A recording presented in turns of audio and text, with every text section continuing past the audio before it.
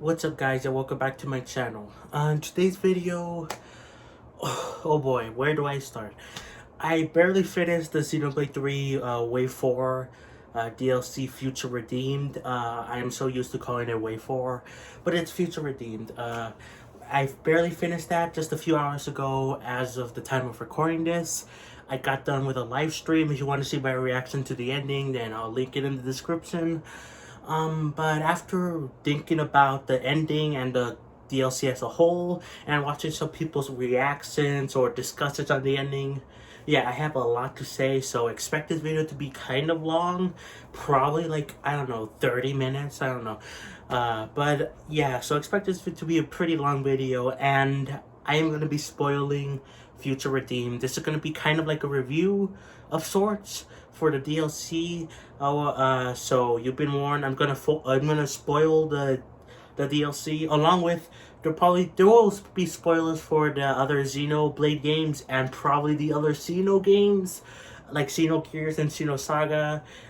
You probably don't want to know why if you don't want to know spoilers. So again, fair warning, if you don't want any spoilers, then it's now your time to click away. So bye bye.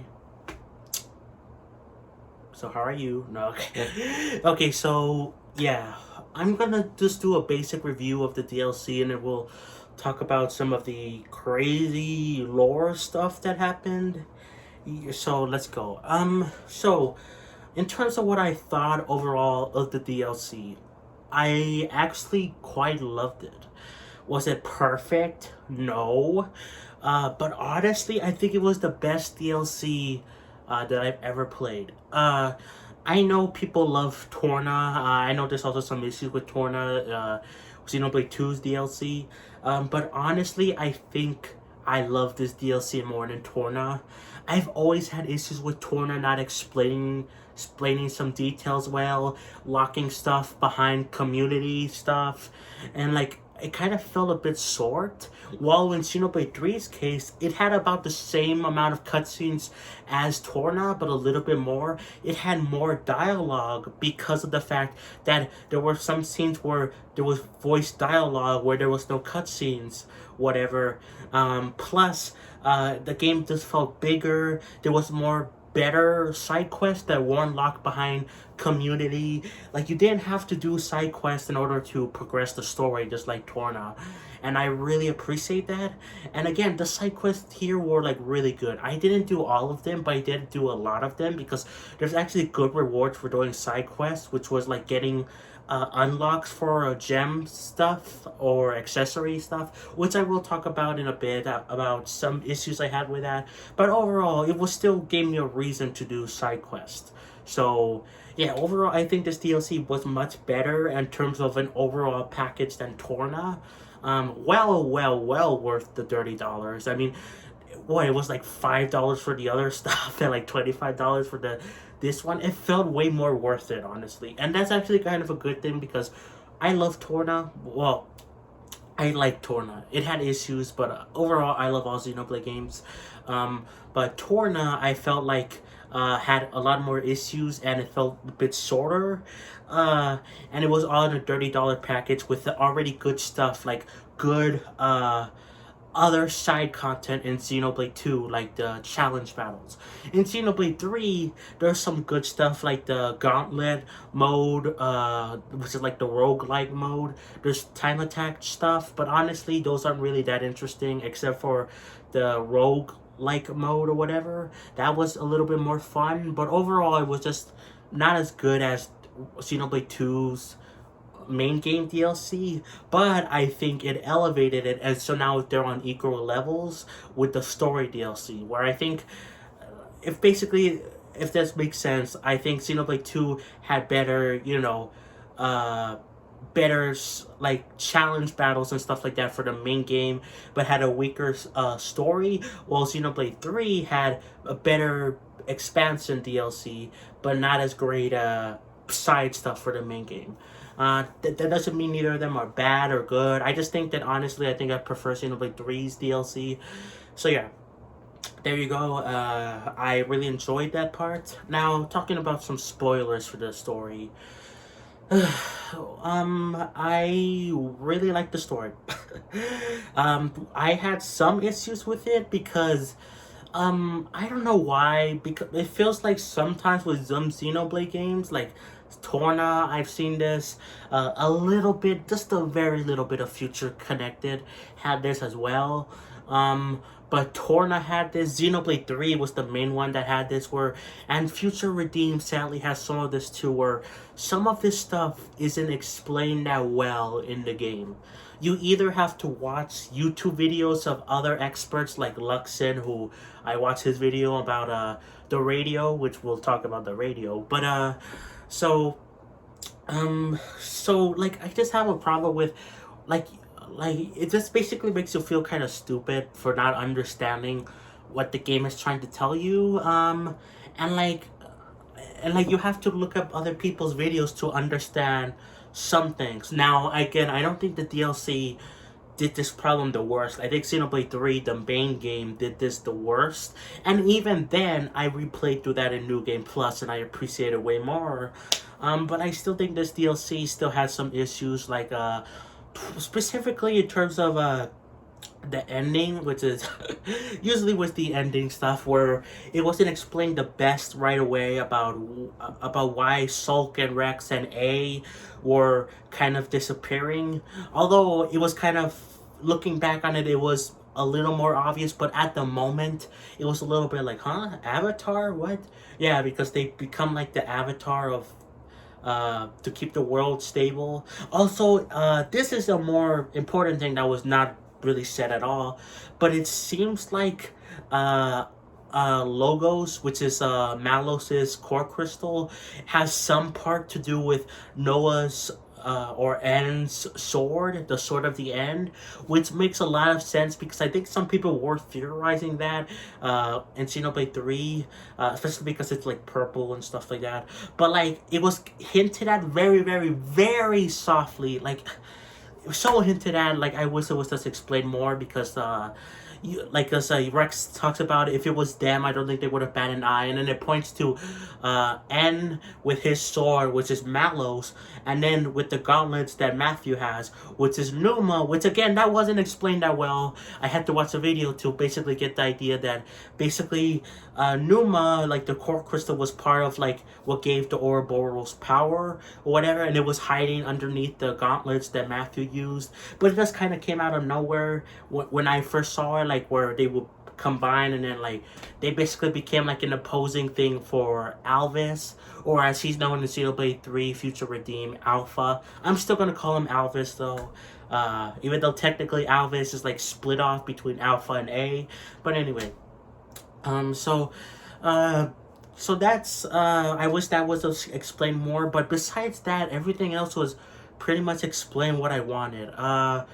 There were some things about Riku that weren't explained directly in the main game, but apparently there was like some kind of side quest or something. I saw this on YouTube, which again, I don't know where this side quest is from or what is it, but there's like some dialogue that reveals that Riku is actually, it's either Ricky's son, you know, Ricky from Xenoblade 1, his son, or Kino's son. I honestly think it might be Ricky's son, just because he was probably an adult, or Riku was probably an adult when Origin went off. And this is another thing that was not explained well exactly, was like why were Sok and Rex and like so many of the other people like Panacea and Pinka, whatever, like why were they you know, still alive after like 300 years or whatever, after Origin went active?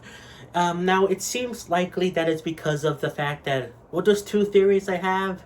And then what I saw, one is that they were all inside Origin when the thing activated, so they kind of had some weird rules going on.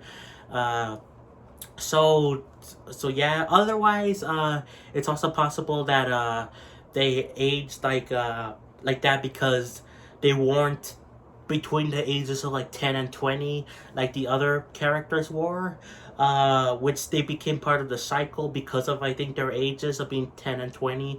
Any other characters I think were that were older than that, basically they basically live forever in Ionios. But like any people that were 10 and 20, they became part of the cycle. Those are the two theories that I've seen online and that I thought of. Um, but like still, it wasn't explained that well. The most they said was that they don't know why they're like that. That's what they said in the game, that they don't know why that happened. So I wish that was explained a little well. And like about Riku, this was explained like a side thing, like a side quest. I think he is Ricky's son. That feels like that makes the most sense because he said that his father and Melia were traveling companions. Which yeah, Melia and Kino were traveling companions in future, connected, but that was only for a short time. And plus the ages don't really line up. So and because Kino was a child, so you know. Uh, so I think it was Riki. Plus he has like a lot of kids. Like I think like 12 other kids. One of those could be Riku. Why the heck not? uh, but yeah, that wasn't explained directly in the game. It was in the game, but not in the main story. And I just kind of had a problem with that. But besides those few things that basically happened towards the end, honestly, this story was basically what I wanted Xenoblade 3 to initially be. Basically, I wanted Xenoblade 3 to. Yes, of course, I love fan service. I love seeing Rex and Sulk back in it again. But I honestly really loved Matthew. He was a really cool character. I liked Nicole, and Glimmer. They were cool, especially because of their relations with Sulk and Rex, which all of this wasn't explained directly. I'm honestly okay with, because it was basically all but guaranteed that Nicole, which I don't know how I'm saying his name. I don't know how you say his name, Nicole. It kind of sounds like a girl name with Nicole. Anyway, he is clearly Sulk and Fiora's kid, and Glimmer is clearly Pyra and Rex's kid, and like it was made pretty obvious in terms of like affinity scenes or the main story that they were their kids. So honestly, I'm fine with them not directly stating that, although it was pretty dang obvious. So I just have so much to say about like so yeah, I back onto the main topic about that. I honestly think this is what Xenoblade 3 should have been. I don't have an issue with Xenoblade 3 overall. Like I appreciated way more the base game for what it is and what it did. But overall, this was kind of what I was expecting Xenoblade 3 to be, basically. Where the previous heroes will help out the new heroes, and like they would like do these things, and it was so cool to see these references to past Xenoblade games or whatever, and to carry on the future. And honestly, I really appreciate that. And yeah, basically what I wished for Xenoblade 3. Although I will say that I am happy that it is confirmed that at the end of Xenoblade 3 Future Redeemed, that it looks like the worlds after Xenoblade 3, they became one again. Like they fully merged back together to become one world, and I really appreciate that confirmation, because I was kind of sad, and like I was hoping that they would fuse again, in the future, because no one heard Mio's like flute or whatever. So I'm glad that was confirmed. And overall, I really enjoyed the DLC. In terms of the mechanics, though, well, I enjoyed the story.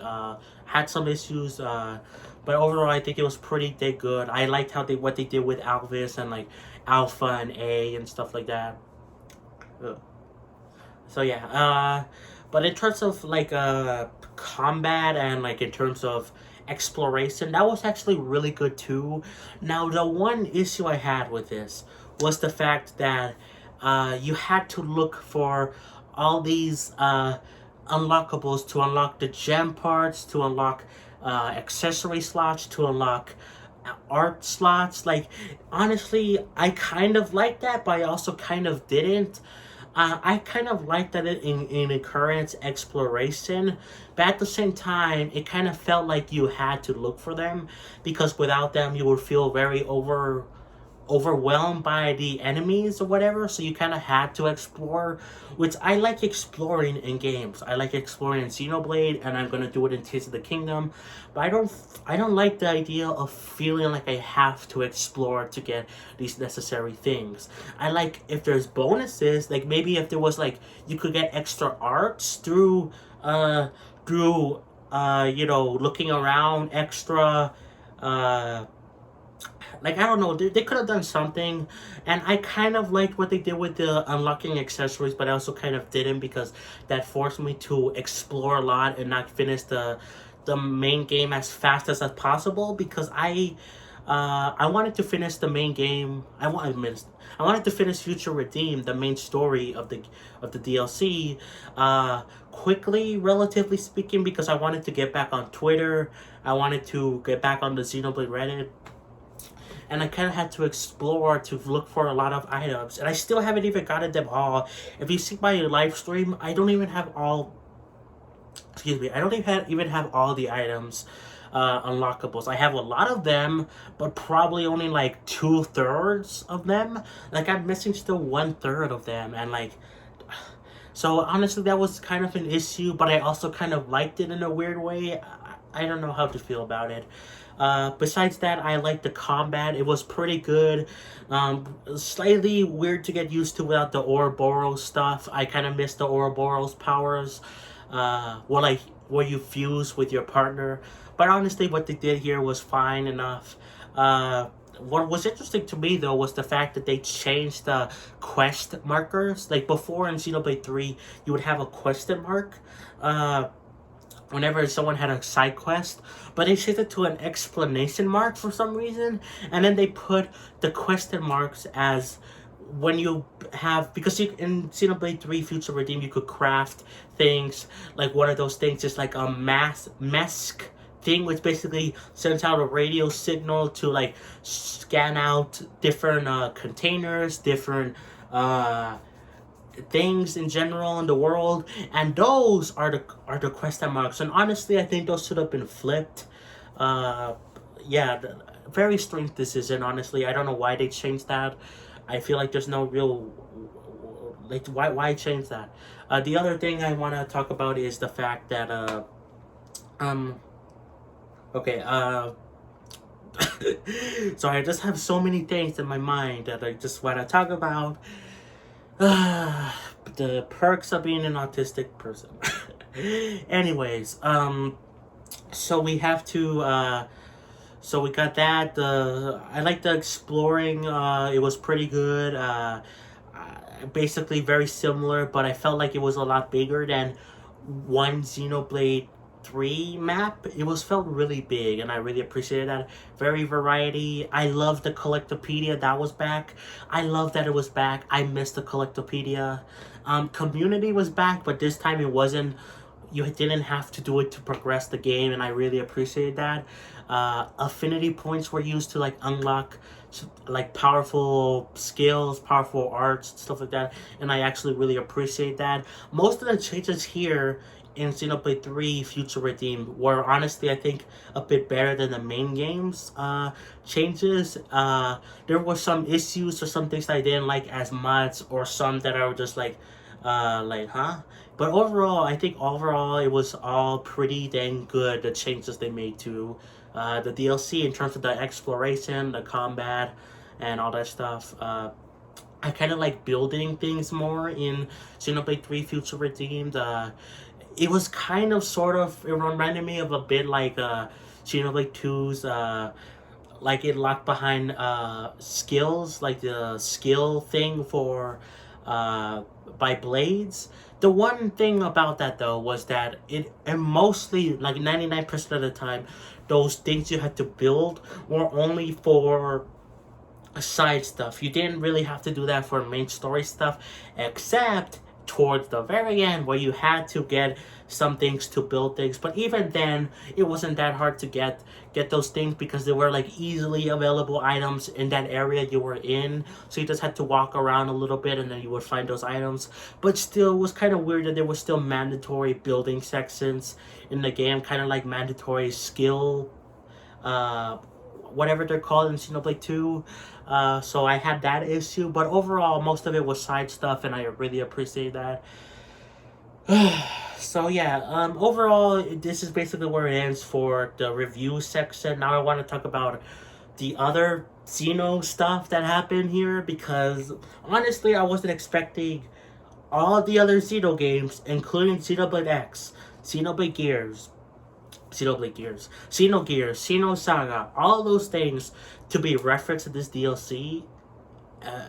If you told me there would be referenced here, I would have been like, okay, sure. I would have thought maybe small references, but no, these are like really big references. So much so that with Xeno Saga's case, it feels like that one is connected to Xenoblade. Like it is part of the same timeline, which is really cool. Now, I don't know that much about Xeno Saga, Xenogears. I have played Xenoblade X, but I don't know about the other games. I watched videos that went over the plots over those games like a year ago or a few months ago. So I know the stories of them to a rough degree, but overall, it was still cool to see all these references to different characters from Xeno Saga, getting a name drop of Project Exodus from Xenoblade X. There's like some stuff from Xenogears, like the town, like where Klaus's world, like that, is basically like a whole big thing reference to Xenogears, like its landmass. And overall, it seems like Xeno Saga, again, is connected to Xenoblade. Because from what I know and what I've seen other people talk about, in Xeno Saga, Earth was presumed missing. They didn't know why it went. It like disappeared. And now we know that it was because of... Klaus, his experiment caused the Earth to be split into two and to become part of pocket universes, and so they were basically invisible. You couldn't really see them anywhere until Xenoblade 3 happens, and then they restart Origin, and then the worlds become visible again, and then they become two separate Earths, and then they fuse together to become one Earth finally. And then after the credits scene, you'll see this light coming to Earth, and it's just like in Xeno Saga, with at the end of Xeno Saga 3, Cosmos is like coming into Earth. And honestly, I think that's really cool that they're doing that for connecting Xeno Saga. Now, in terms of Xenogears and Xenoblade X, what are those references? They're technically, I don't want to deny it. There could very well, this could all tie into one single timeline of games. It could. Some people, including Luxon, are like saying that it's not that they're like just separate universes, like 3 separate universes now. The Xenoblade and Xeno Saga one, Xenogears, and then the Xenoblade X one. But honestly, they could all fit in here. Now, do I think that's going to happen? I don't think so. I think those are just alternate timeline. Like, they all basically happen around the same time, but they're all split off different universes. We knew that Klaus kind of knew about different universes. So, and like, yeah, he created 2 separate universes from the experiment, but there were probably other universes around, so that's kind of where you get the Xenoblade X and Xenogears universe. So I don't see that issue, but if they wanted to, they could totally combine all of the things together to make Xenogears part of it. Xenoblade X could be, maybe that light was not Cosmos, maybe it was Elma or the White Whale crashing into Mira. We don't know. We don't know what's going on with the future of Xenoblade, and that's kind of exciting and kind of crazy. What I think is most likely it is, though, is the Xeno Saga thing with Cosmos. What does that still mean for the future of Xenoblade and Xeno Saga and Xeno stuff in general? I don't know. I think it's very possible we will see within the next year. We will see Xeno Saga remasters on the Switch, because to get people caught up with the lore, and to play those games, because those are really hard to play. So I think that's totally in the realm of possibility that we get those games to catch up people on the lore, and then we see Xenoblade 4, which is also Xenosaga 4. Like, I don't know. There's like so many possibilities that I'm gonna make a whole different video talking about what's next for Xenoblade, because I see multiple different ideas what they could do. Like, they could totally do a Xenoblade X2, then remaster Xenoblade X from the Wii U, change up some things to make it connect to the trilogy, the numbered trilogy. Do Xenoblade X3. They could do Xenosaga, like the ports, remasters. Like, there's like so many possibilities. Like, I'm gonna have to do a whole separate video on just what I think the future will be for this franchise, because honestly, I love Xenoblade. I love the Xeno series as a whole. Does that mean I have played all these Xeno games? No, I never played Xenogears, Xenosaga, but I will one day if they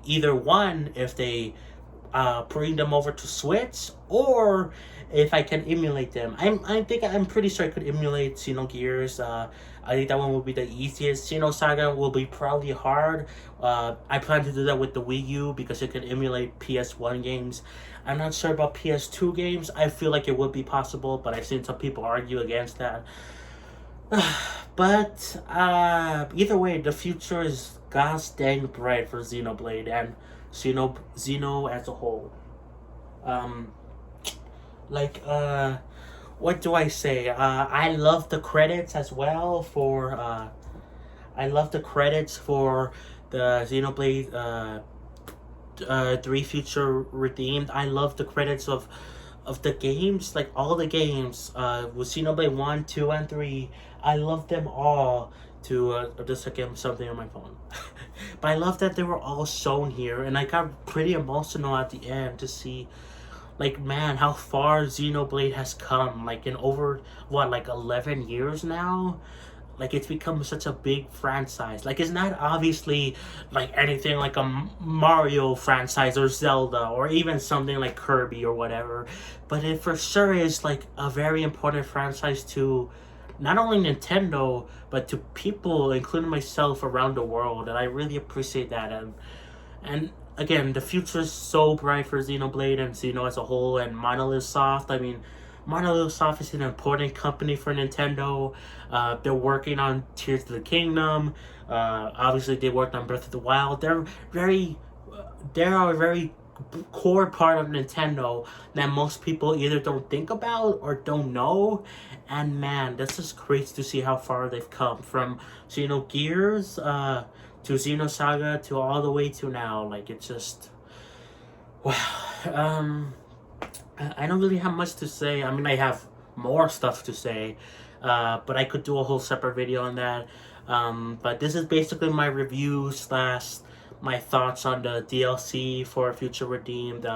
Overall, I enjoyed it. Had some issues, but overall, basically, this was what I ever wanted for not only a DLC, but kind of what I wanted Xenoblade 3 to be as a whole. And overall, I highly recommend the DLC. Great fun all around, great story. Of course, there's some issues. There's issues with every Xenoblade game. But yeah, I think that's going to be it for the video, guys.